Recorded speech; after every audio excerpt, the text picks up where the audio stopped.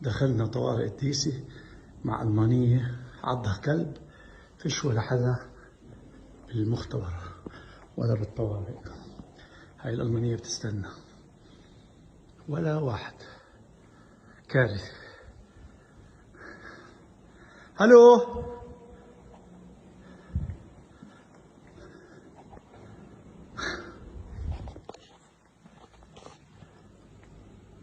هلو،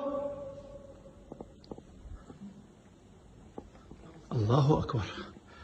فيش ولا واحد بالمختبرات ولا بالطوارئ ولا إشي، مهجور.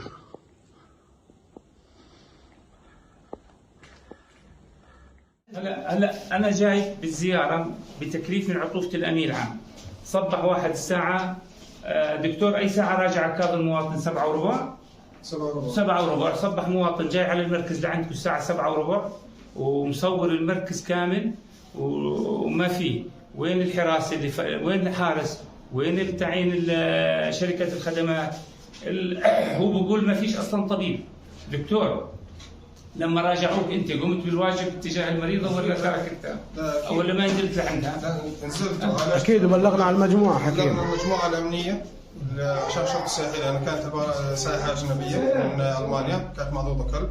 انا سوينا الاجراء اللازم وانا في المركز، اعطيتها تحويل عشان تكمل علاج في مستشفى الامير هاشم، لانه عندنا بالمركز متوفر ابرتين، الابره الثالثه غير عن طريق مستشفى الامير هاشم. الله يعطيك الله يعطيك لو سمحت، احنا كمواطنين المركز نلقى فيه كل الخدمات. هلا اليوم شو؟ اليوم الاربعاء. اليوم الاربعاء. نعم.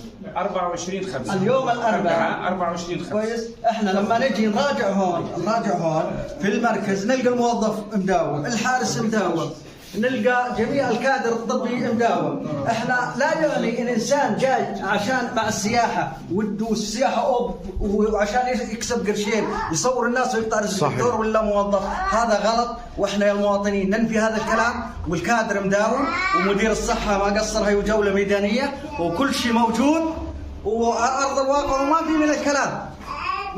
قد يكون تصيد الدكتور راح للحمام ولا راح الطوارئ وصور الموقف، يعني يتصيد ثغرات، وهذا نقول له انت كلامك غير صحيح ومنفي في وجهك يعني. الله يعطيك العافيه. هلا انتم ككادر وظيفي كنتوا متواجدين، لما اجى نزلتوا على الحاله وشفتوها مباشره، ما انه تاخرتوا عليه. على دفتر قمتوا بالاجراءات. والله صور اذا سمحت، صور الدفتر. دفتر التمريض. صور الحاله اللي اجت وين هي والوصفه. وهاي الوصفه. وهاي والتبليغ. وهاي التبليغ. صورها كويس، التبليغ خليه يطلع واضح بعد الجهتين. بالضبط. ايوه. الاجراء سليم 100% يعني. الله يعطيك العافيه. كامل. انا كمدير صحه متاكد من اجراءكم سليم 100%. اما كوزاره كعطوفه امين عام، عفوا كمعالي وزير الصحه وعطوفه الامين العام بتعامل مع الفيديوهات اللي بتصلهم. اي ابلاغ بصلهم لازم هم يتصرفوا مباشره، واحنا بدورنا لازم انه نبين الصح والحقيقه لكل للمسؤولين اللي عندنا بوزاره الصحه. صحيح. واجبنا نقدم الخدمه لكل الناس، واحنا قائمين فيها. انا بالنسبه لي متاكد 100%